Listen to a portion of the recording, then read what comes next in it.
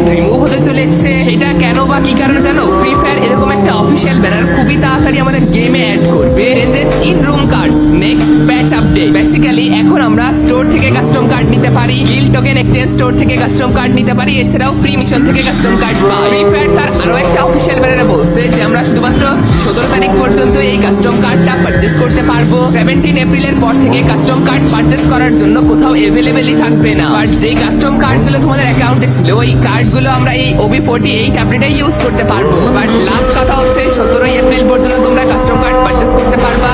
So যাদের purchase করার ইচ্ছা আছে পারচেজ করে নাও, অথবা পারচেজ করার দরকার নাই, কারণ পারচেজ অপশনটাই চলে যাবে। আর যেই যতগুলো কাস্টম কার্ড তোমাদের ফ্রি ফায়ার অ্যাকাউন্টে ছিল সেটা 21শে মে পর্যন্ত নর্মাল যেমন কাস্টমাররা ওইভাবে ইউজ করতে পারবা। আমার অ্যাকাউন্টে অনেকগুলো কাস্টম কার্ড পড়ে আছে, তোমাদের ফ্রি ফায়ার অ্যাকাউন্টে কতগুলো কাস্টম কার্ড আছে অবভিয়াসলি কমেন্ট করবা। 21শে মে এর আগে এই কাস্টম কার্ডগুলো ইউজ না করলে কিন্তু তোমার অ্যাকাউন্ট থেকে চলে যাবে।